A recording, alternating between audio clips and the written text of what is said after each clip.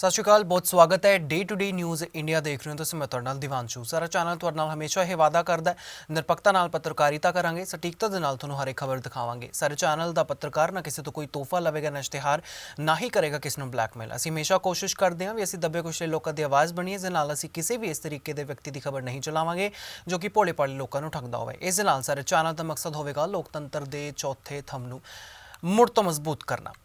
लोकां दी कमाई ते वार की जाग रही है सरकार?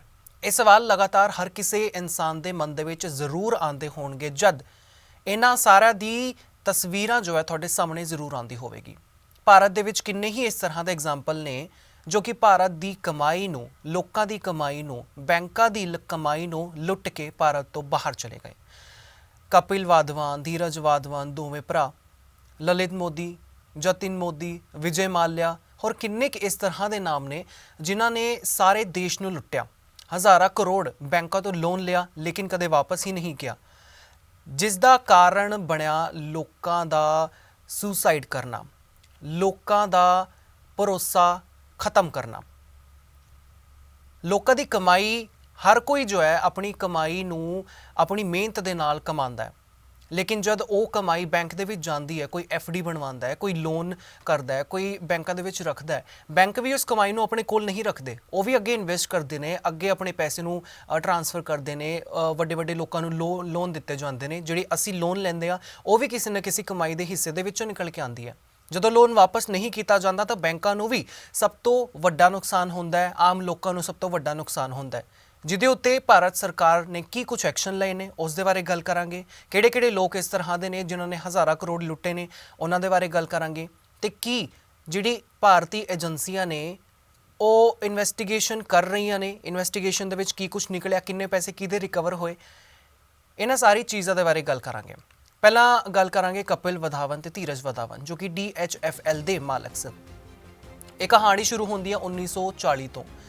1940 ਦੇ ਬਣਾਏ ਗਏ ਇੱਕ ਹਾਊਸਿੰਗ ਫਾਈਨੈਂਸ ਕੰਪਨੀ DHFL ਯਾਨੀ ਦੀਵਾਨ ਹਾਊਸਿੰਗ ਫਾਈਨੈਂਸ ਲਿਮਿਟਿਡ ਨਾਲ, ਜਿਹਦੇ ਫਾਊਂਡਰਸ ਵਿੱਚ ਕਪਿਲ ਵਾਧਵਾਨ ਤੇ ਧੀਰਜ ਵਾਧਵਾਨ ਪ੍ਰੋਮੀਨੈਂਟ ਹਨ। ਬਹੁਤ ਵੱਡੇ ਨਾਮ ਨੇ, ਬਹੁਤ ਵੱਡੇ ਨਾਮ ਜੋ ਹੈ ਇਹ ਦੱਸੇ ਜਾ ਰਹੇ ਨੇ। ਉਸ ਸਮਾਂ ਦੇ ਵਿੱਚ ਕੰਪਨੀ ਨੇ ਆਪਣੇ ਇਨੀਸ਼ੀਅਲ ਸਾਲਾਂ ਦੇ ਵਿੱਚ middle class housing loans provide ਕਰਨੇ ਸ਼ੁਰੂ ਕੀਤੇ।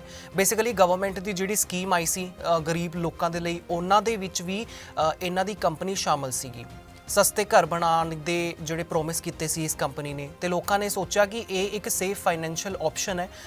ਲੇਕਿਨ ਪਿਛਲੇ 15 ਤੋਂ ਲੈ ਕੇ 20 ਸਾਲਾਂ ਵਿੱਚ DHFL ਦਾ ਪੈਸਾ ਇੱਕ ਵੱਡਾ ਸਕੈਮ ਬਣ ਗਿਆ। ਬੈਂਕਸ ਨੇ DHFL ਨੂੰ ਹਜ਼ਾਰਾਂ ਕਰੋੜ ਰੁਪਏ ਲੋਨ ਦਿੱਤੇ ਜਿਹਦੇ ਅੰਡਰ ਹਾਊਸਿੰਗ ਪ੍ਰੋਜੈਕਟ ਦਾ ਫੰਡਿੰਗ ਹੋਣਾ ਸੀ, ਪਰ ਇਨਵੈਸਟੀਗੇਸ਼ਨ ਏਜੰਸੀਜ਼ ਜਿੱਦਾਂ ਕਿ CBI ਤੇ ED ਨੇ ਦੇਖਿਆ ਕਿ ਪੈਸਾ ਪੇਪਰ ਕੰਪਨੀਜ਼, ਸ਼ੈਲ ਫਰਮਸ ਤੇ ਫੇਕ ਜਿਹੜੇ ਡਾਇਰੈਕਟਰਸ ਨੇ ਉਹਨਾਂ ਦੇ ਅਕਾਊਂਟ ਦੇ ਵਿੱਚ ਟ੍ਰਾਂਸਫਰ ਹੋ ਰਹੇ ਨੇ, ਹਾਊਸਿੰਗ ਪ੍ਰੋਜੈਕਟ ਵਿੱਚ ਕਦੇ ਪ੍ਰੋਪਰਲੀ ਇਨਵੈਸਟ ਹੀ ਨਹੀਂ ਕੀਤੇ ਗਏ।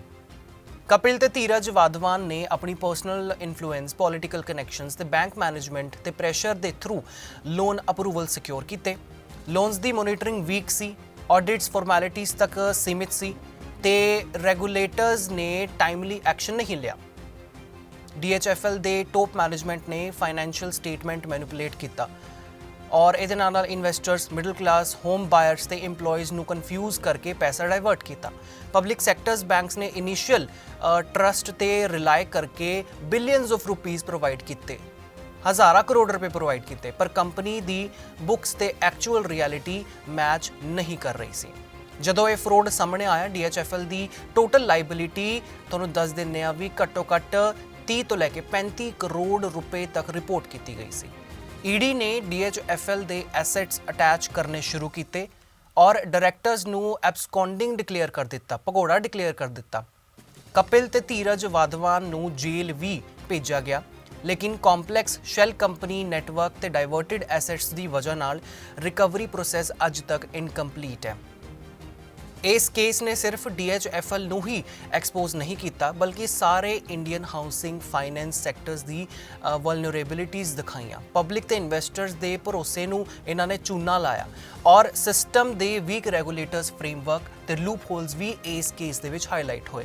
ਇਹ ਸਟੋਰੀ ਸਿਰਫ DHFL ਦੀ ਨਹੀਂ ਪਰ ਇੱਕ ਵੇਕਅਪ ਕਾਲ ਹੈ ਕਿ ਜਦੋਂ ਬੈਂਕਿੰਗ ਅਪਰੂਵਲਸ, ਇੰਟਰਨਲ ਆਡਿਟਸ ਤੇ ਟੌਪ ਲੈਵਲ ਮੋਨੀਟਰਿੰਗ ਫੇਲ ਹੋ ਜਾਵੇ ਤਦ ਛੋਟੇ ਤੋਂ ਛੋਟਾ ਜਿਹੜਾ ਲੂਪ ਹੋਲ ਹੈ ਵੱਡਾ ਸਕੈਮ ਬਣ ਸਕਦਾ ਹੈ। ਐਨਾਲਿਸਟ ਕਹਿੰਦੇ ਨੇ ਕਿ ਜਦੋਂ ਤੱਕ ਫਾਈਨੈਂਸ਼ੀਅਲ ਇੰਸਟੀਟਿਊਸ਼ਨਸ ਤੇ ਰੈਗੂਲੇਟਰ ਸਟਰੋਂਗਰ ਪ੍ਰੀਵੈਂਸ਼ਨ ਐਕਸ਼ਨ ਨਹੀਂ ਲੈਂਦੇ, ਅਗਲਾ ਫਰੋਡ ਇਨਵਿਟੇਬਲ ਹੈ, ਅਗਲਾ ਫਰੋਡ ਕਦੇ ਵੀ ਹੋ ਸਕਦਾ ਹੈ। ਤੇ ਇਸੇ ਤਰੀਕੇ ਨਾਲ ਕਾਫੀ ਸਾਰੇ ਫਰੋਡ ਹੋਏ ਨੇ। ਅੱਗੇ ਵੀ ਵਧਾਂਗੇ, ਹੋਰ ਲੋਕਾਂ ਦੇ ਬਾਰੇ ਵੀ ਗੱਲ ਕਰਾਂਗੇ, ਲੇਕਿਨ ਸਭ ਤੋਂ ਇਸ ਚੀਜ਼ ਦੇ ਵਿੱਚ ਮੇਨ ਹੁੰਦੀ ਹੈ ਵੀ ਆਖਿਰਕਾਰ ਕਿਸ ਤਰ੍ਹਾਂ ਦੇ ਨਾਲ ਇਹ ਵੱਡੀ ਵੱਡੀ ਕੰਪਨੀਆਂ ਬਣਾਉਂਦੇ ਨੇ, ਕੰਪਨੀਆਂ ਬਣਾ ਕੇ ਇਹ ਲੋਨ ਚੱਕਦੇ ਨੇ, ਬੈਂਕਾਂ ਦੇ ਕੋਲੋਂ ਲੋਨ ਚੱਕਦੇ ਨੇ, ਨਾ ਸਿਰਫ ਇੱਕ ਬੈਂਕ ਤੋਂ ਬਲਕਿ ਹੋਰ ਕਈ ਬੈਂਕਾਂ ਤੋਂ ਲੋਨ ਚੁੱਕਦੇ ਨੇ, ਲੇਕਿਨ ਜਿਸ ਪਰਪਸ ਦੇ ਲਈ ਇਹ ਲੋਨ ਲੈਂਦੇ ਨੇ ਉਸ ਪਰਪਸ ਨੂੰ ਕਦੇ ਵੀ ਕੰਪਲੀਟ ਨਹੀਂ ਕਰਦੇ, ਉਸ ਪੈਸੇ ਨੂੰ ਡਾਇਵਰਟ ਕਰਦੇ ਨੇ। ਲੇਕਿਨ ਜਦ ਫਿਰ ਇਹ ਸਾਰੀ ਚੀਜ਼ਾਂ ਸਾਹਮਣੇ ਆਉਂਦੀਆਂ ਨੇ, ਉਹ ਇੱਕ ਸਕੈਮ ਨਿਕਲਦਾ ਹੈ, ਉਹ ਸਕੈਮ ਦੀ ਸ਼੍ਰੇਣੀ ਦੇ ਵਿੱਚ ਆ ਜਾਂਦਾ ਹੈ। ਫਿਰ ਉਸ ਤੋਂ ਬਾਅਦ ਜਦ ਇਨਵੈਸਟੀਗੇਸ਼ਨ ਚੱਲਦੀ ਹੈ, ਇਹ ਸਾਰੇ ਭੱਜ ਜਾਂਦੇ ਨੇ। ਨੀਰਵ ਮੋਦੀ ਤੇ ਪੰਜਾਬ ਨੈਸ਼ਨਲ ਬੈਂਕ ਸਕੈਮ ਸੁਣਿਆ ਹੀ ਹੋਵੇਗਾ, ਬਹੁਤ ਹੀ ਫੇਮਸ ਹੈ। 2011 ਤੇ 17 ਦੇ ਵਿੱਚ ਜਦੋਂ ਨੀਰਵ ਮੋਦੀ ਜੋ ਇੰਟਰਨੈਸ਼ਨਲ ਡਾਇਮੰਡ ਟ੍ਰੇਡਰ ਹੈ, ਜਿਸਨੇ ਪੰਜਾਬ ਨੈਸ਼ਨਲ ਬੈਂਕ ਤੋਂ ਮੈਸਿਵ ਫਰੋਡੂਲੈਂਟ ਲੋਨਸ ਲੈਣੇ ਸ਼ੁਰੂ ਕੀਤੇ, ਜਿਸ ਨੂੰ ਕਹਿੰਦੇ LOU। ਨੀਰਵ ਮੋਦੀ ਦੀ ਇਮੇਜ ਗਲੈਮਰਸ ਸੀ, high profile celebrity event, Bollywood stars, cricket players ਤੇ ਇੰਟਰਨੈਸ਼ਨਲ ਲਗਜ਼ਰੀ ਲਾਈਫਸਟਾਈਲ। ਪਬਲਿਕ ਦੇ ਨਜ਼ਦੀਕ ਉਹ ਇੱਕ ਸਕਸੈਸਫੁਲ ਬਿਜ਼ਨਸਮੈਨ ਲੱਗਦਾ ਸੀ, ਪਰ ਰਿਐਲਿਟੀ ਕੁਝ ਹੋਰ ਹੀ ਸੀ। PNB ਦੀ ਇੰਟਰਨਲ ਇਨਵੈਸਟੀਗੇਸ਼ਨ ਨੇ ਦਿਖਾਇਆ ਕਿ letters of undertaking LOUs issue ਹੋਏ ਬਿਨਾ ਕੋਲੈਟਰਲ, ਬਿਨਾ ਪੇਪਰ ਅਥੋਰਾਈਜੇਸ਼ਨ। ਇਹ LOUs ਬੇਸਿਕਲੀ ਗਾਰੰਟੀ ਹੁੰਦੇ ਨੇ ਜੋ ਫੋਰਨ ਬੈਂਕਸ ਨੂੰ ਪੇਮੈਂਟ ਅਸ਼ੋਰੈਂਸ ਦੇਣ ਲਈ ਯੂਜ਼ ਹੁੰਦੇ ਨੇ, ਲੇਕਿਨ ਇਹ ਜਿੰਨੇ ਵੀ LOUs ਨੀਰਵ ਮੋਦੀ ਨੇ ਲਏ ਉਹ ਸਾਰੇ ਫੇਕ ਸੀਗੇ। ਸਾਰੇ ਰਿਕਾਰਡਸ ਜਿਹੜੇ ਮੈਨੂਪੂਲੇਟ ਕੀਤੇ ਹੋਏ ਸੀਗੇ। ਆਡੀਟਿੰਗ ਜਿਹੜੀ ਵੀਕ ਸੀ ਉਸ ਕੇਸ ਦੇ ਵਿੱਚ, ਔਰ ਸੀਨੀਅਰ ਮੈਨੇਜਮੈਂਟ ਨੇ ਟਾਈਮਲੀ ਅਲਰਟ ਇਗਨੋਰ ਕੀਤਾ। ਨੀਰਵ ਮੋਦੀ ਨੇ ਆਪਣੀ ਕੰਪਨੀਜ਼ ਜਿੱਦਾਂ ਕਿ 5 star diamond, Gitanjali gems, Mercury diamonds ਦੇ ਥਰੂ ਜੋ ਹੈ ਫੰਡ ਲੈ ਕੇ ਪਰਸਨਲ ਔਰ ਫੈਮਿਲੀ ਬਿਜ਼ਨਸ ਵਿੱਚ ਇਨਵੈਸਟ ਕੀਤੇ। ਫਿਰ ਉਹੀ ਗੱਲ, ਜਿਸ ਪਰਪਸ ਦੇ ਲਈ ਬੈਂਕ ਤੋਂ ਲੋਨ ਲਿਆ ਸੀ ਉਹ ਪਰਪਸ ਕਦੇ ਪੂਰਾ ਹੋਇਆ ਹੀ ਨਹੀਂ, ਬਲਕਿ ਹੋਰ ਆਪਣੀ ਫੈਮਿਲੀ ਦੇ ਅਕਾਊਂਟਸ ਦੇ ਵਿੱਚ, ਹੋਰ ਕੰਪਨੀਆਂ ਦੇ ਵਿੱਚ ਲਗਾਉਣ ਦੀ ਕੋਸ਼ਿਸ਼ ਕੀਤੀ। ਲੋਨਸ ਕੰਟੀਨਿਊਸਲੀ ਰੀਨਿਊ ਹੁੰਦੇ ਰਹੇ, ਕੋਈ ਰੀਪੇਮੈਂਟ ਨਹੀਂ ਹੋਈ ਤੇ ਅਮਾਉਂਟ ਜੋ ਹੈ ਘੱਟੋ ਘੱਟ 13,000 ਕਰੋੜ ਰੁਪਏ ਤੱਕ ਵੱਧ ਗਿਆ। ਇਨਵੈਸਟੀਗੇਸ਼ਨ ਏਜੰਸੀਜ਼ ਨੇ ਦਿਖਾਇਆ ਕਿ ਫਰੋਡੂਲੈਂਟ ਟ੍ਰਾਂਜੈਕਸ਼ਨ ਸਿਸਟਮੈਟਿਕਲੀ ਪਲਾਨ ਕੀਤੇ ਗਏ ਨੇ with shell companies, offshore accounts ਤੇ ਨਾਲ ਇੰਟਰਨੈਸ਼ਨਲ ਟ੍ਰੇਡ ਚੈਨਲਸ। ਜਦੋਂ 2018 ਦੇ ਵਿੱਚ ਇਹ ਸਕੈਮ ਸਾਹਮਣੇ ਆਇਆ, ਵੱਡਾ ਪਬਲਿਕ ਆਊਟਰੀਚ ਹੋਇਆ। ਮੀਡੀਆ ਹੈਡਲਾਈਨਸ ਨੇ ਨੀਰਵ ਮੋਦੀ ਦਾ ਲਾਈਫਸਟਾਈਲ, ਯੋਚ ਪਾਰਟੀਜ਼, ਲੰਡਨ ਪ੍ਰਾਪਰਟੀਜ਼ ਤੇ ਐਕਸਪੈਂਸਿਵ ਕਾਰਸ ਹਾਈਲਾਈਟ ਕੀਤੇ। ਈਡੀ ਨੇ ਇਮੀਡੀਏਟਲੀ PNB ਦੇ ਅਕਾਊਂਟਸ ਅਟੈਚ ਕੀਤੇ ਔਰ ਨੀਰਵ ਮੋਦੀ ਨੂੰ ਐਬਸਕੌਂਡਿੰਗ ਡਿਕਲੇਅਰ ਕਰ ਦਿੱਤਾ। UK, ਬੈਲਜੀਅਮ ਤੇ ਹੋਰ ਕੰਟਰੀਜ਼ ਵਿੱਚ ਬੈਂਕ ਅਕਾਊਂਟਸ, ਲਗਜ਼ਰੀ ਪ੍ਰਾਪਰਟੀਜ਼ ਤੇ ਜੂਲਸ ਐਸੈਟਸ ਫ੍ਰੀਜ਼ ਕਰਵਾਉਣ ਲਈ ਰਿਕੁਐਸਟ ਭੇਜੀ ਗਈ। ਲੀਗਲ ਬੈਟਲ ਕੰਪਲੈਕਸ ਹਨ। ਨੀਰਵ ਮੋਦੀ ਨੇ UK ਵਿੱਚ ਫਾਈਟ ਸ਼ੁਰੂ ਕਰ ਦਿੱਤੀ, claiming political prosecutions, delayed extraditions ਤੇ human right violation। ਮਾਨਯੋਗ ਕੋਰਟ ਨੇ ਐਕਸਟ੍ਰੈਡੀਸ਼ਨ ਅਪਰੂਵ ਕੀਤੀ, ਪਰ ਅਪੀਲ ਪ੍ਰੋਸੈਸਸ ਚੱਲ ਰਹੇ ਨੇ। ਮੀਨਵਾਈਲ ਇੰਡੀਆ ਵਿੱਚ PNB ਰਿਕਵਰੀ ਪ੍ਰੋਸੈਸ ਬਹੁਤ ਜ਼ਿਆਦਾ ਸਲੋ ਹੈ, ਕਿਉਂਕਿ ਫਰੋਡ ਮਲਟੀਪਲ ਇੰਟਰਨੈਸ਼ਨਲ ਜੁਰਿਸਡਿਕਸ਼ਨ ਤੇ ਜੋ ਹੈ ਵਧਿਆ ਹੋਇਆ ਹੈ। ਐਨਾਲਿਸਟ ਕਹਿੰਦੇ ਨੇ ਕਿ ਜਦੋਂ ਸਕੈਮ ਗਲੋਬਲ ਸਕੇਲ ਤੇ ਹੋਵੇ, ਐਸੈਟ ਟ੍ਰੇਸਿੰਗ ਤੇ ਲੀਗਲ ਇਨਫੋਰਸਮੈਂਟ ਟਾਈਮ ਕੰਜ਼ਿਊਮਿੰਗ ਤੇ ਅਨਸਰਟੇਨ ਹੁੰਦਾ ਹੀ ਹੈ। ਨੀਰਵ ਮੋਦੀ ਕੇਸ ਨੇ ਸਿਰਫ ਬੈਂਕਸ ਤੇ ਰੈਗੂਲੇਟਰਸ ਸਿਸਟਮ ਦੀ ਵਲਨਰੇਬਿਲਿਟੀ ਐਕਸਪੋਜ਼ ਨਹੀਂ ਕੀਤੀ, ਬਲਕਿ ਗਲੋਬਲ ਡਾਇਮੰਡ ਟ੍ਰੇਡਿੰਗ ਇੰਡਸਟਰੀ ਦੀ ਰਿਸਕ ਪੋਟੈਂਸ਼ੀਅਲ ਵੀ ਦਿਖਾਇਆ। ਫਰੋਡ ਡਿਟੈਕਸ਼ਨ, ਕੰਪਲਾਇੰਸ ਆਡਿਟਸ ਤੇ cross border enforcement practices critical ਹਨ, ਪਰ ਇਸ ਕੇਸ ਨੇ ਦਿਖਾਇਆ ਕਿ ਪਾਵਰਫੁਲ ਔਰ ਕਨੈਕਟਡ ਬਿਜ਼ਨਸਮੈਨ ਲੂਪਹੋਲਸ ਐਕਸਪਲੋਇਟ ਕਰ ਸਕਦੇ ਨੇ, ਪਬਲਿਕ ਕੌਨਫੀਡੈਂਸ ਤੇ ਇਨਵੈਸਟਰ ਟਰਸਟ ਨੂੰ ਧੋਖਾ ਦੇ ਸਕਦੇ ਨੇ ਤੇ ਸਾਰੀ ਇੰਡੀਅਨ ਬੈਂਕਿੰਗ ਸਿਸਟਮ ਵਿੱਚ ਸਖਤ ਮੇਜਰਸ ਡਿਮਾਂਡ ਹੋਣ ਲੱਗੇ। ਇਹ ਕਹਾਣੀ ਸਿਰਫ ਪੈਸਾ ਰਿਕਵਰ ਕਰਨ ਦੀ ਨਹੀਂ ਹੈ, ਪਰ ਲੀਗਲ ਇੰਟਰਨੈਸ਼ਨਲ ਟ੍ਰੇਡ ਤੇ ਇਨਫੋਰਸਮੈਂਟ ਚੈਲੰਜਸ ਨੂੰ ਹਾਈਲਾਈਟ ਕਰਦੀ ਹੈ। ਐਨਾਲਿਸਟ ਕਹਿੰਦੇ ਨੇ ਕਿ ਫਿਊਚਰ ਵਿੱਚ ਜਦੋਂ ਤੱਕ ਸਿਸਟਮਿਕ ਜਿਹੜੀ ਰਿਫਾਰਮ ਹੈ ਉਹ ਨਹੀਂ ਹੋਣਗੇ, ਬੈਂਕਿੰਗ ਫਰੋਡ ਵਿੱਚ ਰਿਕਵਰੀ ਤੇ ਅਕਾਊਂਟੇਬਿਲਿਟੀ ਕੰਟੀਨਿਊਸਲੀ ਕੰਪਲਿਕੇਟਡ ਤੇ ਇਨਕੰਪਲੀਟ ਰਹੇਗੀ। ਸੋਚਣ ਵਾਲੀ ਗੱਲ ਇਹ ਵੀ ਹੈ, ਜਦ ਇਤਨੇ ਸਾਰੇ ਜਿਹੜੇ ਫਰੋਡਸ ਇਸ ਵਕਤ ਹੋ ਚੁੱਕੇ ਨੇ, ਬੈਂਕਸ ਫਿਰ ਵੀ ਬਿਨਾਂ ਕਿਸੇ ਇੱਕ ਕਹਿੰਦੇ ਵੀ ਇਨਵੈਸਟੀਗੇਸ਼ਨ ਕਰੇ ਜਾਂ ਫਿਰ ਸਿਰਫ ਔਰ ਸਿਰਫ ਇਸ ਚੀਜ਼ ਨੂੰ ਸੋਚ ਕੇ ਲੋਨ ਦੇ ਦਿੰਦੀ ਹੈ ਕਿ ਉਹ ਬਹੁਤ ਵੱਡੇ ਬੰਦੇ ਨੇ, ਉਹਨਾਂ ਨੇ ਹੋਰ ਲੋਨਸ ਵਗੈਰਾ ਲਿੱਤੇ ਹੋਏ ਨੇ ਤੇ ਉਹ ਲੋਨ ਅਪਰੂਵ ਕਰ ਦਿੰਦੇ ਨੇ, ਲੇਕਿਨ ਬੈਂਕਸ ਫਿਰ ਵੀ ਜੋ ਹੈ ਧੋਖਾ ਖਾ ਜਾਂਦੇ ਨੇ। ਹੁਣ ਗੱਲ ਕਰਾਂਗੇ ਮੇਹੁਲ ਚੌਕਸੀ ਤੇ ਗੀਤਾਂਜਲੀ ਗਰੁੱਪ। ਗੀਤਾਂਜਲੀ ਗਰੁੱਪ ਜੋ ਇੰਡੀਆ ਦੀ ਇੱਕ ਲੀਡਿੰਗ ਜੂਲਰੀ ਚੇਨ ਸੀ ਔਰ ਜਿਹਦੇ ਫਾਊਂਡਰ ਮੇਹੁਲ ਚੌਕਸੀ ਨੇ ਆਪਣਾ ਨਾਮ ਇੰਟਰਨੈਸ਼ਨਲ ਮਾਰਕੀਟ ਵਿੱਚ ਐਸਟੈਬਲਿਸ਼ ਕਰ ਲਿਆ ਸੀ। ਕੰਪਨੀ ਲਗਜ਼ਰੀ ਜੁਐਲਰੀ, ਐਕਸਪੋਰਟਸ ਤੇ ਸੈਲੀਬ੍ਰਿਟੀ ਇੰਡੋਰਸਮੈਂਟ ਵਿੱਚ ਬਹੁਤ ਜ਼ਿਆਦਾ ਫੇਮਸ ਸੀ, ਪਰ ਪਿਛੇ ਕੁਝ ਸਾਲਾਂ ਵਿੱਚ ਇਨਵੈਸਟੀਗੇਸ਼ਨ ਨੇ ਦਿਖਾਇਆ ਕਿ ਮੇਹੁਲ ਚੌਕਸੀ ਨੇ ਪੰਜਾਬ ਨੈਸ਼ਨਲ ਬੈਂਕ ਯਾਨੀ PNB ਦੇ ਫਰੋਡ ਵਿੱਚ ਡਾਇਰੈਕਟ ਇਨਵੋਲਵਮੈਂਟ ਰੱਖੀ ਨੀਰਵ ਮੋਦੀ ਨਾਲ ਮਿਲ ਕੇ। ਚੌਕਸੀ ਨੇ LOUs ਇਸ਼ੂ ਕਰਾ ਕੇ ਫੋਰਨ ਬੈਂਕਸ ਤੋਂ ਬਿਲੀਅਨ ਰੁਪੀਸ ਵਿਡਰੋ ਕਰਵਾਏ ਬਿਨਾ ਪ੍ਰੋਪਰ ਕੋਲੈਟਰਲ ਜਾਂ ਫਿਰ ਅਕਾਊਂਟਿੰਗ ਐਂਟਰੀਜ਼। ਮੇਹੁਲ ਚੌਕਸੀ ਨੀਰਵ ਮੋਦੀ ਦੇ ਨਾਲ ਇਸ ਸਕੈਮ ਦੇ ਵਿੱਚ ਇਨਵੋਲਵ ਸੀਗੇ। ਜਦੋਂ 2018 ਦੇ ਵਿੱਚ ਸਕੈਮ ਸਾਹਮਣੇ ਆਇਆ, ਚੌਕਸੀ ਨੇ ਇੰਸਟੈਂਟਲੀ ਜੋ ਹੈ ਭਾਰਤ ਛੱਡ ਕੇ ਐਂਟੀਗੂ ਮੂਵ ਕਰ ਲਿਆ, ਜਿੱਥੇ ਉਸਨੇ ਸਿਟੀਜ਼ਨਸ਼ਿਪ ਵੀ ਲੈ ਲਈ। ਉਸ ਦੀ ਡਿਸਅਪੀਅਰੈਂਸ ਗਲੋਬਲ ਹੈਡਲਾਈਨ ਵਿੱਚ ਆਈ ਔਰ ਇੰਡੀਆ ਨੇ ਤੁਰੰਤ ਜੋ ਹੈ ਤੁਹਾਨੂੰ ਦੱਸ ਦਿੰਦੇ ਆ ਵੀ ਇੰਟਰਪੋਲ ਰੈੱਡ ਨੋਟਿਸ ਵੀ ਇਸ਼ੂ ਕਰਵਾਇਆ। ਚੌਕਸੀ ਨੇ ਪਬਲਿਕਲੀ ਬਿਮਾਰੀ, ਕਿਡਨੈਪਿੰਗ ਤੇ ਲੀਗਲ ਹੈਰੈਸਮੈਂਟ ਦੀ ਕਹਾਣੀ ਪੇਸ਼ ਕੀਤੀ, ਪਰ ਇਨਵੈਸਟੀਗੇਸ਼ਨ ਏਜੰਸੀਜ਼ ਨੇ ਕਲੀਅਰ ਕੀਤਾ ਕਿ ਇਹ ਸਿਰਫ ਉਸ ਦੀ ਸਟ੍ਰੈਟਜੀ ਸੀ ਟਾਈਮ ਗੇਨ ਕਰਨ ਲਈ, ਆਪਣਾ ਟਾਈਮ ਹੋਰ ਵਧਾਉਣ ਦੇ ਲਈ, ਇਨਵੈਸਟੀਗੇਸ਼ਨ ਦੇ ਵਿੱਚ ਹੋਰ ਅੜਚਨਾ ਪਾਉਣ ਦੇ ਲਈ। ਪਬਲਿਕ ਤੇ ਨਾਲ ਇਨਵੈਸਟਰਸ ਦਾ ਭਰੋਸਾ ਡੀਪਲੀ ਹਰਟ ਹੋਇਆ, ਬਹੁਤ ਜ਼ਿਆਦਾ ਜੋ ਹੈ ਲੋਕਾਂ ਦਾ ਨੁਕਸਾਨ ਹੋਇਆ। ਗੀਤਾਂਜਲੀ ਗਰੁੱਪ ਦੀ EMPLOYEES ਤੇ ਸਮੋਲ ਇਨਵੈਸਟਰਸ ਡਾਇਰੈਕਟਲੀ ਇੰਪੈਕਟ ਹੋਏ ਸੀ। ਇਸ ਦੇ ਕਾਰਨ ਫਰੋਡ ਨੇ ਸ਼ੋਕੇਸ ਕੀਤਾ ਕਿ ਕੰਪਲਾਇੰਸ, ਆਡਿਟ, ਇੰਟਰਨਲ ਚੈੱਕਸ ਸਿਰਫ ਡਾਕੂਮੈਂਟੇਸ਼ਨ ਤੱਕ ਸੀਮਿਤ ਨਹੀਂ ਹੋਣੀ ਚਾਹੀਦੀ ਹੈ, ਰੀਅਲ ਟਾਈਮ ਮੋਨੀਟਰਿੰਗ ਤੇ ਸਖਤ ਇਨਫੋਰਸਮੈਂਟ ਹੋਣੀ ਚਾਹੀਦੀ ਹੈ। ਐਕਸਪਰਟਸ ਕਹਿੰਦੇ ਨੇ ਕਿ ਚੌਕਸੀ ਦਾ ਕੇਸ ਫਿਊਚਰ ਬੈਂਕਿੰਗ ਤੇ ਕਾਰਪੋਰੇਟ ਗਵਰਨੈਂਸ ਰਿਫਾਰਮ ਲਈ ਐਗਜ਼ਾਮਪਲ ਹੈ ਔਰ ਇੰਡੀਆ ਨੂੰ ਅਵੇਅਰਨੈਸ ਦੀ ਨੀਡ ਜੋ ਹੈ ਸਮਝਾਈ ਹੈ regarding cross border financial crime. ਉੱਥੇ ਹੀ ਸਭ ਤੋਂ ਵੱਡਾ ਕੇਸ ਜੋ ਕਿ ਇਸ ਵਕਤ ਹਾਈਲਾਈਟਸ ਦੇ ਵਿੱਚ ਵੀ ਆਇਆ ਸੀ, ਵਿਜੇ ਮਾਲਿਆ ਕਿੰਗਫਿਸ਼ਰ 에ਅਰਲਾਈਨਸ ਦਾ 9,000 ਕਰੋੜ ਦਾ ਜਿਹੜਾ ਇਹ ਫਰੋਡ ਕੇਸ ਹੋਇਆ ਸੀ। ਸਰਕਾਰ ਨੇ 14,000 ਕਰੋੜ ਰਿਕਵਰ ਵੀ ਕਰ ਲਏ ਨੇ। ਵਿਜੇ ਮਾਲਿਆ ਕਹਿੰਦੇ ਨੇ ਵੀ 9,000 ਕਰੋੜ ਦਾ ਲੋਨ ਸੀਗਾ, ਲੇਕਿਨ ਸਰਕਾਰ ਨੇ 14,000 ਕਰੋੜ ਰਿਕਵਰ ਕਰ ਲਿਆ, ਲੇਕਿਨ ਫਿਰ ਵੀ ਇੰਡੀਆ ਵਾਪਸ ਨਹੀਂ ਆ ਸਕਦੇ। 2005 ਤੇ 2012 ਦੇ ਵਿੱਚ ਜਦੋਂ ਵਿਜੇ ਮਾਲਿਆ, ਜੋ ਕਿ ਕਿੰਗ ਆਫ ਗੋਡ ਟਾਈਮਸ ਦੀ ਇਮੇਜ ਰੱਖਦਾ ਸੀ, ਉਸਨੇ ਕਿੰਗਫਿਸ਼ਰ 에ਅਰਲਾਈਨਸ ਲਾਂਚ ਕੀਤੀ। 에ਅਰਲਾਈਨ ਇਨੀਸ਼ੀਅਲੀ ਗਲੈਮਰ ਤੇ ਐਂਬੀਸ਼ੀਅਸ ਲੱਗਦੀ ਸੀ, luxury services, high profile branding ਤੇ ਇੰਡੀਆ ਦੀ ਪ੍ਰਾਈਡ ਬਣਨ ਦਾ ਪ੍ਰੋਮਿਸ ਕੀਤਾ ਸੀ। ਬੈਂਕਸ ਨੂੰ ਕਨਵਿੰਸ ਕਰਨ ਲਈ ਮਾਲਿਆ ਨੇ ਮਲਟੀਪਲ ਲੋਨ ਸਿਕਿਉਰ ਕੀਤੇ। ਟੋਟਲ ਲਾਇਬਿਲਿਟੀ ਲਗਭਗ 9,000 ਕਰੋੜ ਰੁਪਏ ਤੱਕ ਰਿਪੋਰਟ ਹੋਈ। ਪਬਲਿਕ ਸੈਕਟਰ ਬੈਂਕਸ ਨੇ ਮਾਲਿਆ ਦੀ ਕ੍ਰੈਡੀਬਿਲਿਟੀ ਤੇ 에ਅਰਲਾਈਨਸ ਦੀ ਮਾਰਕੀਟ ਇਮੇਜ ਤੇ ਰਿਲਾਈ ਕਰਕੇ ਲੋਨਸ ਅਪਰੂਵ ਕੀਤਾ। ਫਿਰ ਉਹੀ ਗੱਲ, ਬੈਂਕਸ ਨੇ ਹੋਰ ਸਾਰੀ ਚੀਜ਼ਾਂ ਨੂੰ ਇਗਨੋਰ ਕਰਦੇ ਹੋਏ, ਭਾਵੇਂ ਡਾਕੂਮੈਂਟੇਸ਼ਨ ਹੋਵੇ, ਭਾਵੇਂ ਕੁਝ ਹੋਵੇ, ਸਿਰਫ ਔਰ ਸਿਰਫ ਮਾਰਕੀਟ ਇਮੇਜ ਨੂੰ ਦੇਖਦੇ ਹੋਏ ਲੋਨ ਅਪਰੂਵ ਕਰ ਲਿਆ।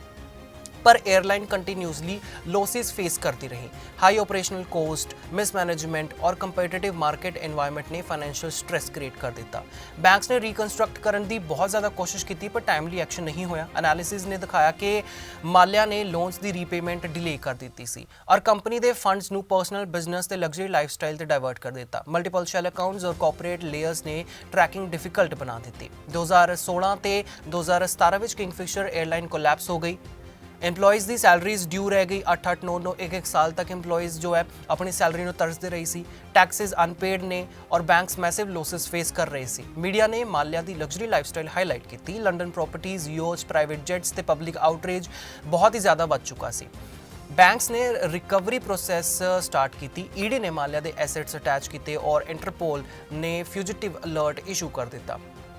लीगल प्रोसीडिंग्स बहुत कॉम्पलैक्स ने। माल्या ने यूके विच एक्सट्रैडिशन फाइट स्टार्ट की हुई है, क्लेमिंग कि procedural errors, human right concerns ते अनफेयर प्रोसिक्यूशंस। यूके कोर्ट ने एक्सट्रैडिशन अप्रूव की हुई है, पर अपील्स हाले भी चल रही है। एनालिस्ट कहते हैं कि जो फ्रॉड, हाई प्रोफाइल बिजनेसमैन ते इंटरनेशनल जुरिसडिक्शन इन्वॉल्व होंदी है, रिकवरी बहुत स्लो हो जाती है, लिटिगेशन एक्सपेंसिव हो जाते हैं, तो अनसर्टेन बहुत सारी चीज़ां होंदियां ने। विजय माल्या का केस ना सिर्फ बैंक्स ते इंडियन रेगुलैरिटीज़ ते सिस्टम की वल्नरेबिलिटी एक्सपोज नहीं करता, बल्कि पब्लिक ट्रस्ट, कॉर्पोरेट गवर्नेंस और क्रॉस बॉर्डर इन्फोर्समेंट के चैलेंज भी हाईलाइट करता है। एक्सपर्ट्स कहते हैं भी strong compliance framework, timely audits ते नाल पॉलिटिकल न्यूट्रैलिटी क्रिटिकल ने, नहीं तो पावरफुल बिजनेसमैन लूपहोल्स एक्सप्लोइट कर सकते हैं। तो उन्होंने यही चीज़ां कीतियां ने। ये सारे अपने बिजनेस के नाल इन्ना ज़्यादा दिमाग चलाते हैं भी बैंक्स के नाल अपना कोई भी डील होंदी है, लूपहोल्स कड्ढन की बहुत ज़्यादा कोशिश करते हैं भी किते भी जब ये फसन उस रस्ते को इस्तेमाल करके ये बच सकते हैं। ये पिछे की सोच हो सकती है, ये तो उही जानन जिन्होंने ये फ्रॉड किए हैं। नितिन ते चेतन संदेसरा, स्टर्लिंग बायोटेक, जेकर तुहानूं याद होवे, एक कहानी स्टार्ट होंदी है 2000 ਦੇ ਵਿੱਚ ਜਦੋਂ ਨਿਤਿਨ ਤੇ ਚੇਤਨ ਸੰਦੇਸਰਾ ਨੇ ਆਪਣੀ pharmaceutical company Sterling Biotech establish ਕੀਤੀ। ਨਾ ਸਿਰਫ ਇੱਥੇ 에ਅਰਲਾਈਨਸ ਦੀ ਗੱਲ ਹੋ ਰਹੀ ਹੈ, ਨਾ ਸਿਰਫ ਇੱਥੇ ਹੋਰ ਕੰਪਨੀਆਂ ਦੀ ਗੱਲ ਹੋ ਰਹੀ ਹੈ, ਜੂਲਰੀ ਦੀ ਗੱਲ ਹੋ ਰਹੀ ਹੈ, ਹੋਰ ਕੰਪਨੀਆਂ ਦੀ, ਬਲਕਿ ਇੱਥੇ ਫਾਰਮਾਸਿਊਟੀਕਲ ਕੰਪਨੀ ਨੇ ਵੀ ਫਰੋਡ ਦਿਖਾਇਆ।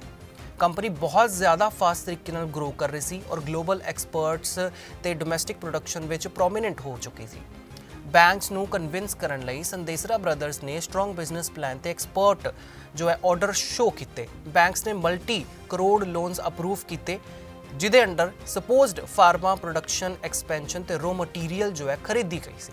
ਪਰ ਜਿੱਦਾਂ ਟਾਈਮ ਅੱਗੇ ਵੱਧਦਾ ਗਿਆ ਇਰੈਗੂਲੈਰਿਟੀ ਸਾਹਮਣੇ ਆਈਆਂ। ਇਨਵੈਸਟੀਗੇਸ਼ਨ ਏਜੰਸੀ ਨੇ ਦੇਖਿਆ ਕਿ ਲੋਨਸ ਦਾ ਪੈਸਾ ਐਕਚੁਅਲ ਫਾਰਮਾ ਆਪਰੇਸ਼ਨ ਵਿੱਚ ਇਨਵੈਸਟ ਨਹੀਂ ਹੋਇਆ, ਬਲਕਿ ਸ਼ੈਲ ਕੰਪਨੀਜ਼ ਤੇ ਫੈਮਿਲੀ ਬਿਜ਼ਨਸ ਵਿੱਚ ਡਾਇਵਰਟ ਹੋ ਗਿਆ। ਬੈਂਕ ਆਡਿਟਸ ਮੈਨੀਪੂਲੇਟ ਕੀਤੇ ਗਏ, ਫੇਕ ਇਨਵੋਇਸਿਸ ਤੇ ਡਾਕੂਮੈਂਟ ਸਬਮਿਟ ਕੀਤੇ ਗਏ ਤੇ ਟੌਪ ਮੈਨੇਜਮੈਂਟ ਤੇ ਇੰਟਰਨਲ ਕੰਟਰੋਲਸ ਬਾਈਪਾਸ ਕੀਤੇ। ਰਿਸਕ ਮੈਨੇਜਮੈਂਟ ਵੀਕ ਸੀ ਔਰ ਰੈਗੂਲੇਟਰਸ ਨੇ ਟਾਈਮਲੀ ਇੰਟਰਵੀਨ ਨਹੀਂ ਕੀਤਾ। ਸਵਾਲ ਇੱਥੇ ਵੀ ਬਹੁਤ ਉੱਠਦੇ ਨੇ ਵੀ ਜਿੰਨੇ ਵੀ ਇਨਵੈਸਟੀਗੇਸ਼ਨ ਹਾਲੇ ਤੱਕ ਹੋਈਆਂ ਨੇ ਉਹਨਾਂ ਦੇ ਬਾਰੇ ਜਾਣਕਾਰੀ ਉਹਨਾਂ ਨੂੰ ਭਾਵੇਂ ਮਿਲ ਗਈ ਹੋਵੇ, ਲੇਕਿਨ ਇਨਵੈਸਟੀਗੇਸ਼ਨ ਬਹੁਤ ਸਲੋ ਕੀਤੀ ਗਈ ਹੈ। ਜਦੋਂ ਕੇਸ ਇਹ ਵਾਲਾ ਸਾਹਮਣੇ ਆਇਆ ਨਿਤਿਨ ਤੇ ਚੇਤਨ ਸੰਦੇਸਰਾ ਦਾ, ਇਹਨਾਂ ਨੂੰ ਵੀ ਐਬਸਕੌਂਡ ਘੋਸ਼ਿਤ ਕਰ ਦਿੱਤਾ ਗਿਆ। ਈਡੀ ਨੇ ਉਹਨੂੰ ਫਿਊਜੀਟਿਵ ਇਕਨੋਮਿਕ ऑफेंडर ਡਿਕਲੇਅਰ ਕਰ ਦਿੱਤਾ और इंटरपोल रेड नोटिस इशू किया, एसेट अटैच करना शुरू किए, properties luxury cars bank account पर रिकवरी कॉम्प्लिकेटेड हो गई क्योंकि पैसा मल्टीपल फॉरेन जुरिस्डिक्शन विच स्प्रेड सी। लीगल प्रोसीडिंग्स ऑनगोइंग है और एक्सट्रैडिशन अटैम्प्ट्स चल रहे हैं, पर cross border litigation time consuming ही होंदा है तो बहुत अनसर्टेन होता है। स्टर्लिंग बायोटेक फ्रॉड ने बैंक्स ते पब्लिक ट्रस्ट नूं बहुत ही गहरे तरीके नाल इंपैक्ट किया। मल्टीपल बैंक्स नूं कंबाइंड 3000 प्लस करोड़ रुपए का लॉस फेस करना पिया। एम्पलॉयज़, वेंडर्स और स्मॉल इन्वेस्टर्स भी डायरैक्टली जो है इस नाल अफेक्ट हुए क्योंकि कंपनी की ऑपरेशनल कोलैप्स जो है ऑलरेडी हो चुकी सी। एनालिस्ट कहते हैं कि केस हाईलाइट करता है कि जो कॉरपोरेट गवर्नेंस, ऑडिटिंग ते रेगूलेटर इन्फोर्समेंट वीक होवे तद पावरफुल बिजनेसमैन लूपहोल्स एक बार फिर एक्सप्लोइट कर सकते हैं। ਇੱਥੇ ਜਿਹੜੇ ਵੱਡੇ ਬਿਜ਼ਨਸਮੈਨ ਹੁੰਦੇ ਨੇ ਉਹਨਾਂ ਕੋਲ ਰਸਤੇ ਹੁੰਦੇ ਨੇ, ਫੇਕ ਪਾਸਪੋਰਟਸ ਹੁੰਦੇ ਨੇ, ਉਹਨਾਂ ਕੋਲ ਹੋਰ ਰਸਤੇ ਹੁੰਦੇ ਨੇ ਆਪਣੇ ਆਪ ਨੂੰ ਪਹੁੰਚਾਉਣ ਦੇ ਲਈ, ਕਿਉਂਕਿ ਇਸ ਚੀਜ਼ ਦੀ ਤਿਆਰੀ ਸਾਰੇ ਪਹਿਲਾਂ ਹੀ ਕਰਕੇ ਰੱਖਦੇ ਨੇ ਕਿਉਂਕਿ ਉਹਨਾਂ ਨੂੰ ਪਹਿਲਾਂ ਹੀ ਸ਼ੱਕ ਹੁੰਦਾ ਵੀ ਕੋਈ ਨਾ ਕੋਈ ਏਜੰਸੀ, ਕੋਈ ਨਾ ਕੋਈ ਬੈਂਕ ਜਾਂ ਫਿਰ ਕੋਈ ਨਾ ਕੋਈ ਇਸ ਤਰੀਕੇ ਨਾਲ ਮਾਰਕੀਟ ਜ਼ਰੂਰ ਨੀਚੇ ਗਿਰ ਸਕਦਾ ਹੈ ਜਿਹਦੇ ਨਾਲ ਉਹਨਾਂ ਨੂੰ ਨੁਕਸਾਨ ਹੋਵੇ। ਉਹ ਪਹਿਲਾਂ ਹੀ ਇੱਕ ਸੇਫ ਸਾਈਡ ਦੇ ਨਾਲ ਚੱਲਦੇ ਨੇ, ਲੇਕਿਨ ਪਿੱਛੇ ਭੁਗਤਣਾ ਕਿਹਨੂੰ ਪੈਂਦਾ ਹੈ? ਉਹਨਾਂ ਕੰਪਨੀਆਂ ਦੇ ਵਿੱਚ ਕੰਮ ਕਰਨ ਵਾਲੇ ਉਹ ਹਰ ਇੱਕ ਐਮਪਲੋਈ ਜੋ ਕਿ ਇੱਕ ਛੋਟੇ ਪੱਧਰ ਤੋਂ ਲੈ ਕੇ ਵੱਡੇ ਪੱਧਰ ਤੱਕ ਆਪਣੀ ਪੂਰੀ ਮਿਹਨਤ ਦੇ ਨਾਲ ਕੰਮ ਕਰਦੇ ਨੇ। ਸੰਡੇਸਰਾ ਬ੍ਰਦਰਸ ਕੇਸ ਨੇ ਇੰਟਰਨੈਸ਼ਨਲ ਬੈਂਕਿੰਗ ਫਰੋਡ ਤੇ ਕੰਪਲਾਇੰਸ ਫੇਲੀਅਰ ਦੀ ਡਾਇਨਾਮਿਕ ਐਕਸਪੋਜ਼ ਕੀਤੀ। ਐਨਾਲਿਸਟ ਕਹਿੰਦੇ ਨੇ ਕਿ ਇਹ ਟਾਈਪ ਦੇ ਫਰੋਡ ਸਿਰਫ ਮਨੀ ਲੋਸ ਨਹੀਂ ਹੁੰਦਾ ਬਲਕਿ ਬੈਂਕਿੰਗ ਸਿਸਟਮ ਦੀ ਕ੍ਰੈਡੀਬਿਲਿਟੀ ਨੂੰ ਡੀਪਲੀ ਡੈਮੇਜ ਕਰਦਾ ਹੈ। ਈਡੀ ਤੇ ਇਨਵੈਸਟੀਗੇਟਿਵ ਏਜੰਸੀਜ਼ ਦੀ ਕੰਟੀਨਿਊਅਸ ਐਫਰਟਸ ਆਨਗੋਇੰਗ ਹੈ, ਪਰ ਪੂਰਾ ਪੈਸਾ ਰਿਕਵਰ ਕਰਨਾ ਹਾਲੇ ਤੱਕ ਵੀ ਇੱਕ ਕੰਪਲੈਕਸ ਚੈਲੰਜ ਬਣਿਆ ਹੋਇਆ। ਅਤੇ ਗੱਲ ਕਰਾਂਗੇ ਜਤਿਨ ਮਹਿਤਾ, ਵਿੰਸਨ ਡਾਇਮੰਡਸ। ਇਹਨਾਂ ਦੀ ਕਹਾਣੀ ਸ਼ੁਰੂ ਹੁੰਦੀ ਹੈ 1990 ਤੇ 2000 ਦੇ ਵਿੱਚ ਜਦੋਂ ਜਤਿਨ ਮਹਿਤਾ ਨੇ ਆਪਣੀ diamond trading company Winsome diamonds and jewellery establish ਕੀਤੀ। ਕੰਪਨੀ ਗਲੋਬਲ ਮਾਰਕੀਟ ਦੇ ਵਿੱਚ ਐਕਸਪੋਰਟ ਕਰ ਰਹੀ ਸੀ ਤੇ ਇੰਡੀਆ ਤੋਂ abroad large scale diamond exports ਲਈ ਫੇਮਸ ਹੋ ਗਈ। ਬੈਂਕਸ ਤੇ ਫਾਈਨੈਂਸ਼ੀਅਲ ਇੰਸਟੀਟਿਊਸ਼ਨਸ ਨੇ ਮਹਿਤਾ ਦੀ ਸਟਰੋਂਗ ਬਿਜ਼ਨਸ ਰੈਪੂਟੇਸ਼ਨਸ ਤੇ ਐਕਸਪੋਰਟ ਪੋਟੈਂਸ਼ੀਅਲਸ ਤੇ ਰਿਲਾਈ ਕਰਕੇ ਮਲਟੀ ਮਿਲੀਅਨ ਲੋਨਸ ਅਪਰੂਵ ਕੀਤੇ। ਬੈਂਕਸ ਦੇ ਵੀ एक बार फिर सवाल उठते हैं भी सिर्फ और सिर्फ मार्केट इमेज ਨੂੰ देख के लोन्स अप्रूव किए गए, पर जिदा इस दे विच भी टाइम अगे वधदा गया ऑपरेशनस ग्रो होए, डिस्क्रिपेंसीज सामने आईयां। इन्वेस्टिगेशन ने दिखाया कि मेहता ने लैटर्स ऑफ क्रेडिट ते नाल एक्सपोर्ट डॉक्यूमेंटेशन मैनिपुलेट कीते, उन्हां दे विच फ्रॉड कीता ते बैंक्स तो मल्टीपल लोन सिक्योर कीते बिना प्रॉपर रीपेमेंट प्लान ते। पैसा directly company operation which invest नहीं होया बल्कि शैल कंपनीज़ दे विच ही गया, फैमिली कंट्रोल्ड अकाउंट्स दे विच ही डाइवर्ट किया गया। ऑडिटिंग वीक सी इहदे विच भी इंटरनल कंट्रोल बाईपास किए गए ते top management continuously regulators loopholes exploit करते रहे। ਜਦੋਂ डिफॉल्ट सामने आया बैंक्स ने मैसिव लाइबिलिटी फेस की, हज़ारा करोड़ रुपए रिकवर करने जो है चैलेंज बन गई सी बैंकों के लिए। मेहता ने इंटरनेशनल जुरिस्डिक्शन विच मूव करके लीगल कंपलैक्सिटीज़ क्रिएट की, प्राइमरीली यूके ते हांगकॉन्ग। यूके कोर्ट ने फ्रीजिंग ऑर्डर्स लगाए तो एसेट ट्रेसिंग शुरू की, पर क्रॉस बॉर्डर इन्फोर्समेंट स्लो तो कॉम्प्लीकेटेड हो गई। एनालिस्ट कहते हैं कि जो फ्रॉड मल्टी कंट्री स्केल पर होवे रिकवरी तो लिटिगेशन सालों तक चलती रहती है। मैं तो केस ने ना सिर्फ बैंकिंग लॉसिस एक्सपोज नहीं किए बल्कि इंटरनेशनल डायमंड ट्रेड के रिस्क फैक्टर्स को भी एक बार फिर हाईलाइट करता। बैंक्स ने दिखाया कि internal monitoring, real time audits और स्ट्रोंग कंप्लायंस फ्रेमवर्क क्रिटिकल ने ते ना ही जोड़े पावरफुल बिजनेसमैन ने वो लूप होल्स एक बार फिर एक्सप्लोइट करते हुए नजर आए। लीगल प्रोसीडिंग हाले भी ऑनगोइंग है। इंडिया की ईडी ते सीबीआई एजेंसी कंटीन्यूसली एसेट ट्रेसिंग कर रही है। मेहता दी प्रॉपर्टीज़, बैंकिंग अकाउंट्स और हाई वैल्यू एसेट्स अटैच करने लई क्रॉस बॉर्डर लीगल कोऑर्डिनेशन चल रही है। विंसन डायमंड्स केस एक वेकअप कॉल है कि इंडियन प्रोटोकॉल्स इन्फोर्स करना बहुत ज़्यादा ज़रूरी है। क्रिकेट सारे ही देखते हैं, तुहानूं पता ही IPL की शुरुआत किने की सी, IPL नूं चलते हुए कितना टाइम हो चुका है, लेकिन IPL ने जिन्हें IPL की शुरुआत की सी वो भी फ्रॉड करके भारत तो बाहर निकल गया। ललित मोदी ਇਹ ਕਹਾਣੀ ਸ਼ੁਰੂ ਹੁੰਦੀ ਹੈ 2007 ਦੇ ਵਿੱਚ ਜਦੋਂ ਲਲਿਤ ਮੋਦੀ ਨੇ Indian Premier League IPL launch ਕੀਤੀ ਸੀ। IPL ਇਨੀਸ਼ੀਅਲੀ ਇੱਕ ਰੈਵੋਲੂਸ਼ਨਰੀ ਕਨਸੈਪਟ ਸੀ। ਕ੍ਰਿਕਟ ਦੀ fast paced entertainment, celebrity endorsements ਔਰ massive sponsorship deals. Lalit Modi ਨੇ ਇੱਕ ਹੀ ਵਿਜ਼ਨ ਤੇ IPL ਨੂੰ ਗਲੋਬਲ ਬ੍ਰਾਂਡ ਬਣਾਇਆ, ਜਿਹਦੇ ਨਾਲ ਇੰਡੀਆ ਦੀ ਕ੍ਰਿਕਟਿੰਗ ਇਕਨੋਮੀ ਵਿੱਚ ਬਿਲੀਅਨਸ ਆਫ ਵੈਲਿਊ ਕ੍ਰੀਏਟ ਹੋਈ। ਪਰ ਇਸ ਗਲੈਮਰਸ ਇਮੇਜ ਦੇ ਨਾਲ ਫਾਈਨੈਂਸ਼ੀਅਲ ਕੰਟਰੋਵਰਸੀਜ਼ ਵਿੱਚ ਵੀ ਲਲਿਤ ਮੋਦੀ ਦਾ ਨਾਮ ਲਿੰਕਡ ਹੋ ਗਿਆ, ਜਿਨੇ ਭਾਰਤ ਨੂੰ ਇੱਕ ਨਵਾਂ ਕਨਸੈਪਟ ਦਿੱਤਾ। ਉਹ ਵੀ ਇਸ ਤਰੀਕੇ ਨਾਲ ਕਰ ਸਕਦਾ ਇਹ ਤਾਂ ਕਿਸੇ ਨੇ ਵੀ ਨਹੀਂ ਸੋਚਿਆ ਸੀ। ਉਸ ਵੇਲੇ ਬਹੁਤ ਜ਼ਿਆਦਾ ਲੋਕ ਹੈਰਾਨ ਹੋਏ ਸੀ ਇਸ ਚੀਜ਼ ਨੂੰ ਦੇਖਦੇ ਹੋਏ। ਇਨਵੈਸਟੀਗੇਸ਼ਨ ਨੇ ਦਿਖਾਇਆ ਕਿ ਮੋਦੀ ਨੇ IPL ਫਰੈਂਚਾਈਜ਼ੀਜ਼, ਆਕਸ਼ਨਸ ਤੇ ਸਪਾਂਸਰਸ਼ਿਪ ਡੀਲਸ ਵਿੱਚ ਇਰੈਗੂਲੈਰਿਟੀਜ਼ ਐਕਸਪਲੋਇਟ ਕੀਤੇ। ਐਲੀਗੇਸ਼ਨ ਸੀ ਕਿ ਕਨਫਲਿਕਟ ਆਫ ਇੰਟਰਸਟ, ਫਾਈਨੈਂਸ਼ੀਅਲ ਮਿਸਰਿਪੋਰਟਿੰਗ ਔਰ ਅਨਆਥੋਰਾਈਜ਼ਡ ਟ੍ਰਾਂਜੈਕਸ਼ਨਸ ਹੋਏ। ਸਪਾਂਸਰਸ਼ਿਪ ਰੈਵਨਿਊ ਤੇ franchise bidding process completely transparent ਨਹੀਂ ਸੀ। BCCI ਇੰਟਰਨਲ ਪ੍ਰੋਬ ਵਿੱਚ ਕੁਝ ਇਸ਼ੂਜ਼ ਆਈਡੈਂਟੀਫਾਈ ਹੋਏ, ਜਿਵੇਂ ਫਾਈਨੈਂਸ਼ੀਅਲ ਇਰੈਗੂਲੈਰਿਟੀਜ਼ ਤੇ ਗਵਰਨੈਂਸ ਲੈਪਸਿਸ। ਲਲਿਤ ਮੋਦੀ ਨੇ ਡਿਨਾਈ ਕੀਤਾ, ਸਭ ਕੁਝ ਡਿਨਾਈ ਕੀਤਾ, ਪਰ ਆਡੀਟਰਸ ਨੇ ਹਾਈਲਾਈਟ ਕੀਤਾ ਕਿ ਕੁਝ ਐਗਰੀਮੈਂਟਸ ਇਸ ਤਰੀਕੇ ਦੇ ਸੀਗੇ ਤੇ ਮਨੀ ਫਲੋਜ਼ ਡਾਕੂਮੈਂਟੇਸ਼ਨ ਕਾਫੀ ਸਾਰੇ ਮਿਸਿੰਗ ਸੀਗੇ। ਲਲਿਤ ਮੋਦੀ ਨੇ ਫੌਰਨ ਤੇ ਇੱਕ ਕੰਪਨੀ ਦੇ ਨਾਲ ਠੇਕਾ ਕੀਤਾ IPL ਦਾ, ਜਿਹਦੇ ਵਿੱਚ ਡੀਲਿੰਗ ਘੱਟੋ ਘੱਟ 500 ਕਰੋੜ 600 ਕਰੋੜ ਇਸ ਹਿਸਾਬ ਦੇ ਨਾਲ ਹੀ ਚੱਲੀ। ਲੇਕਿਨ ਉਹਦੇ ਵਿੱਚ ਵੀ 100 200 ਕਰੋੜ ਲਲਿਤ ਮੋਦੀ ਆਪਣੀ ਕਮਿਸ਼ਨ ਲੈਂਦਾ ਸੀ, ਜੋ ਵੱਧ ਕੇ ਕਈ 100 ਕਰੋੜਾਂ ਦੇ ਵਿੱਚ ਹੋ ਗਿਆ। ਇਹ ਸਾਰੀ ਚੀਜ਼ਾਂ ਦੇਖਦੇ ਹੋਏ ਇਨਵੈਸਟੀਗੇਸ਼ਨ ਚੱਲੀ। 2009 ਤੇ 2010 ਵਿੱਚ ਲਲਿਤ ਮੋਦੀ ਇੰਡੀਆ ਛੱਡ ਕੇ ਲੰਡਨ ਰੀਲੋਕੇਟ ਹੋ ਗਿਆ। ED ਨੇ ਉਸ ਤੇ FEMA ਵਾਇਲੇਸ਼ਨ ਤੇ ਫਾਈਨੈਂਸ਼ੀਅਲ ਇਰੈਗੂਲੈਰਿਟੀਜ਼ ਚਾਰਜ ਫਾਈਲ ਕੀਤੇ। BCCI ਨੇ ਉਸ ਨੂੰ IPL ਤੇ ਐਡਮਿਨਿਸਟ੍ਰੇਟਿਵ ਰੋਲ ਤੋਂ ਸਸਪੈਂਡ ਕਰ ਦਿੱਤਾ। ਲੀਗਲ ਪ੍ਰੋਸੀਡਿੰਗ ਕੰਪਲੈਕਸ ਬਣੇ ਕਿਉਂਕਿ ਮੋਦੀ ਕੰਟੀਨਿਊਸਲੀ ਫੋਰਨ ਜੁਰਿਸਡਿਕਸ਼ਨ ਵਿੱਚ ਰਿਜ਼ਾਈਡ ਕਰ ਰਿਹਾ ਸੀ, ਉੱਥੇ ਜਾ ਰਿਹਾ ਸੀ ਤੇ ਪੋਲੀਟੀਕਲ ਇਨਫਲੂਐਂਸ ਹੋਰ ਜੋ ਹੈ ਲੀਗਲ ਲੂਪਹੋਲਸ ਇੱਕ ਵਾਰ ਫਿਰ ਐਕਸਪਲੋਇਟ ਹੁੰਦੇ ਹੋਏ ਨਜ਼ਰ ਆਏ। ਡਿਸਪਾਈਟ ਕੰਟਰੋਵਰਸੀਜ਼, ਲਲਿਤ ਮੋਦੀ ਦੀ IPL ਵਿਜ਼ਨ ਨੇ ਕ੍ਰਿਕਟ ਔਰ ਐਂਟਰਟੇਨਮੈਂਟ ਇੰਡਸਟਰੀ ਨੂੰ ਪਰਮਾਨੈਂਟਲੀ ਟ੍ਰਾਂਸਫਾਰਮ ਕੀਤਾ, ਲੇਕਿਨ ਕੇਸ ਨੇ ਗਵਰਨੈਂਸ ਸਟਰਕਚਰ ਦੀ ਵੀਕਨੈਸ ਐਕਸਪੋਜ਼ ਕੀਤੀ। Conflict of interest, financial transparency ਤੇ ਰੈਗੂਲੇਟਰ ਓਵਰਸਾਈਟ ਵਿੱਚ ਲੂਪਹੋਲਸ ਕਲੀਅਰ ਨਜ਼ਰ ਆਏ।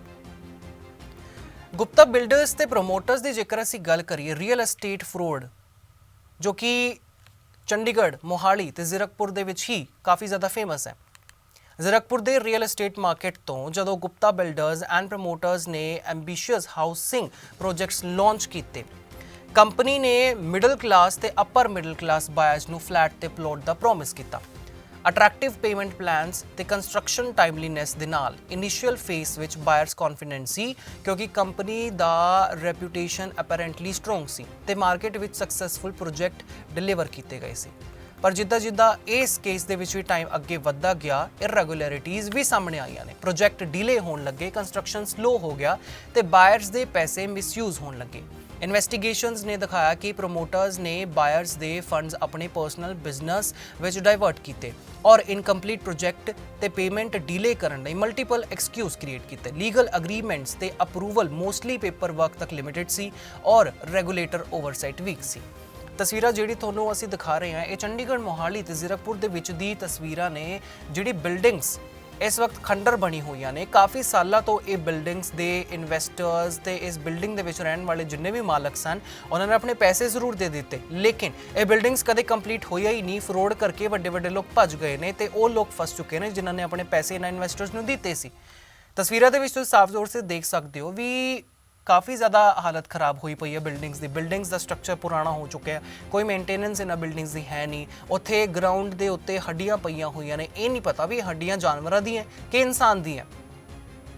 ਰਾਤ ਦੇ ਸਮੇਂ ਇੱਥੇ ਕੋਈ ਨਹੀਂ ਹੁੰਦਾ ਤੇ ਬਹੁਤ ਗਲਤ ਕੰਮ ਵੀ ਹੁੰਦੇ ਨੇ, ਨਸ਼ੇ ਵੀ ਇੱਥੇ ਕੀਤੇ ਜਾਂਦੇ ਹੋਣਗੇ, ਬੱਚੇ ਇੱਧਰ ਆਉਂਦੇ ਹੋਣਗੇ, ਕੋਈ ਨਾ ਕੋਈ ਗਲਤ ਕੰਮ ਜ਼ਰੂਰ ਹੁੰਦਾ ਹੋਵੇਗਾ। ਜਦੋਂ ਬਾਇਰਸ ਨੇ ਕੰਪਲੇਂਟਸ ਫਾਈਲ ਕੀਤੀ ਇਹਨਾਂ ਚੀਜ਼ਾਂ ਦੇ ਬਾਰੇ, FIR ਰਜਿਸਟਰ ਹੋਈ ਤੇ ED ਰੇਡਸ ਵੀ ਹੋਈਆਂ ਨੇ।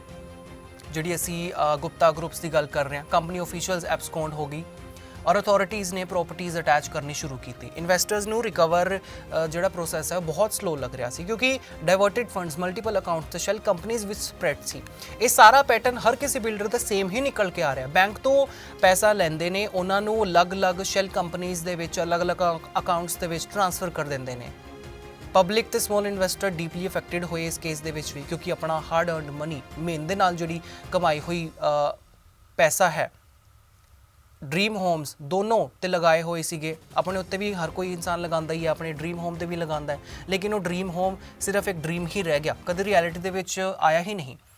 ਐਕਸਪਰਟਸ ਇਹਦੇ ਵਿੱਚ ਕਹਿੰਦੇ ਨੇ ਵੀ ਰੀਅਲ ਏਸਟੇਟ ਸੈਕਟਰ ਵਿੱਚ ਫਰੋਡ ਐਕਸਪੋਜ਼ ਕਰਦਾ ਹੈ ਕਿ ਜਦੋਂ ਗਵਰਨੈਂਸ ਵੀਕ ਹੋਵੇ, ਲੀਗਲ ਡਾਕੂਮੈਂਟੇਸ਼ਨ ਇਨਕੰਪਲੀਟ ਹੋਵੇ ਤਾਂ ਰੈਗੂਲੇਟਰਸ ਦੀ ਅਥਾਰਟੀਜ਼ ਪ੍ਰੋਐਕਟਿਵ ਜੋ ਹੋ ਸਕਦੀ ਹੈ, ਤਦ ਇਨਵੈਸਟਰਸ ਡਾਇਰੈਕਟਲੀ ਰਿਸਕ ਵਿੱਚ ਆਉਂਦੇ ਨੇ। ਗੁਪਤਾ ਬਿਲਡਰਸ ਕੇਸ ਨੇ ਸ਼ੋਕੇਸ ਕੀਤਾ ਕਿ ਟਰਾਂਸਪੇਰੈਂਸੀ, ਪੀਰੀਓਡਿਕ ਆਡਿਟਸ ਤੇ ਬਾਇਰ ਪ੍ਰੋਟੈਕਸ਼ਨ ਮੈਕੈਨਿਜ਼ਮ ਕ੍ਰਿਟੀਕਲ ਨੇ।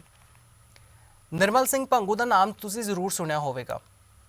ਪਰਲ ਐਗਰੋਟੈਕ ਕਾਰਪੋਰੇਸ਼ਨ ਲਿਮਿਟਿਡ 1990 ਦੇ ਵਿੱਚ ਜਦੋਂ ਨਿਰਮਲ ਸਿੰਘ ਭੰਗੂ ਨੇ ਪਰਲ ਐਗਰੋਟੈਕ ਕਾਰਪੋਰੇਸ਼ਨ ਲਿਮਿਟਿਡ ਯਾਨੀ PACL ਐਸਟੈਬਲਿਸ਼ ਕੀਤੀ, ਕੰਪਨੀ ਨੇ ਆਪਣੇ ਆਪ ਨੂੰ ਐਗਰੀਕਲਚਰ ਔਰ ਲੈਂਡ ਡਿਵੈਲਪਮੈਂਟ ਪ੍ਰੋਜੈਕਟਸ ਵਿੱਚ ਸਪੈਸ਼ਲਾਈਜ਼ ਦਿਖਾਇਆ ਤੇ ਰੂਰਲ ਤੇ ਅਰਬਨ ਇੰਡੀਆ ਵਿੱਚ ਲੋਕਾਂ ਨੂੰ ਹਾਈ ਰਿਟਰਨ ਪ੍ਰੋਮਿਸ ਕਰਕੇ ਇਨਵੈਸਟਮੈਂਟ ਸਕੀਮਸ ਆਫਰ ਕਰਨੇ ਸਟਾਰਟ ਕੀਤੀ।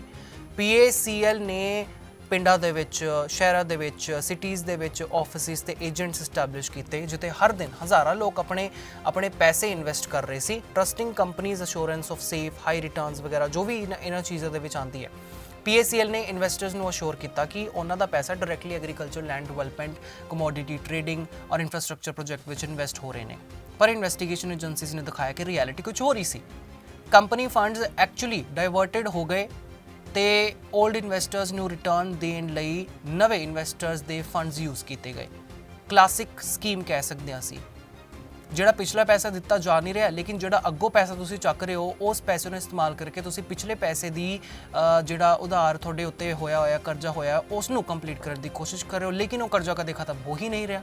ਸਕੀਮ ਗ੍ਰੈਜੂਅਲੀ ਗਰੋ ਕਰਕੇ 40,000 ਪਲੱਸ ਕਰੋੜ ਰੁਪਏ ਤੱਕ ਪਹੁੰਚ ਗਈ, affecting lacks of investors across India.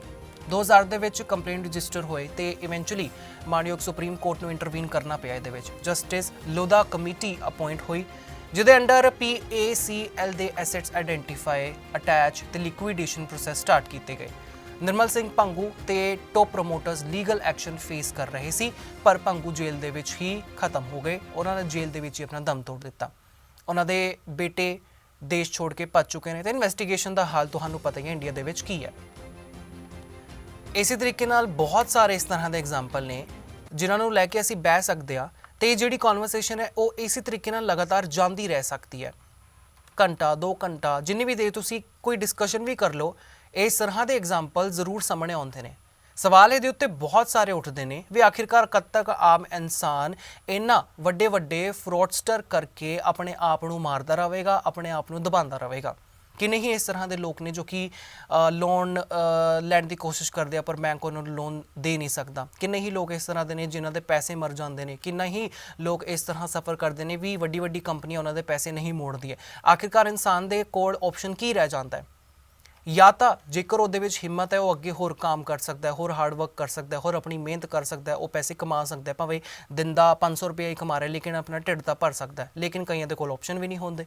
ਫਿਰ ਸਾਨੂੰ ਸੁਣਨ ਨੂੰ ਮਿਲਦੀ ਹੈ ਇਸ ਤਰ੍ਹਾਂ ਦੀ ਖਬਰਾਂ ਵੀ ਉਹਨਾਂ ਨੇ ਆਪਣੇ ਆਪ ਦੀ ਜਾਨ ਲੈ ਲਈ, ਆਪਣੇ ਆਪ 'ਤੇ ਘਰਦਿਆਂ ਨੂੰ ਮਾਰਤਾ।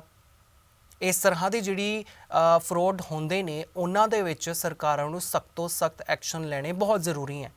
ਇਹ ਜਿੰਨੇ ਵੀ ਚਿਹਰਿਆਂ ਦੇ ਬਾਰੇ ਅਸੀਂ ਗੱਲ ਕੀਤੀ ਹੈ ਇਹਨਾਂ ਦੇ ਵਿੱਚ ਕੁਝ ਇਸ ਦੁਨੀਆ ਦੇ ਵਿੱਚ ਹੈ ਨਹੀਂ, ਕੁਝ ਇਸ ਦੇਸ਼ ਦੇ ਵਿੱਚ ਨਹੀਂ ਹੈ, ਕੁਝ ਬਾਹਰ ਬੈਠੇ ਹੋਏ ਨੇ, ਲੇਕਿਨ ਇਨਵੈਸਟੀਗੇਸ਼ਨ ਹਾਲੇ ਵੀ ਨਹੀਂ ਚੱਲ ਰਹੀ ਹੈ। ਜੇਕਰ ਚੱਲ ਵੀ ਰਹੇ ਹੋਵੇ ਕੋਈ ਵੀ ਅਪਡੇਟ ਇਹਨਾਂ ਇਨਵੈਸਟੀਗੇਸ਼ਨ ਦੇ ਵਿੱਚ ਹੈ ਹੀ ਨਹੀਂ।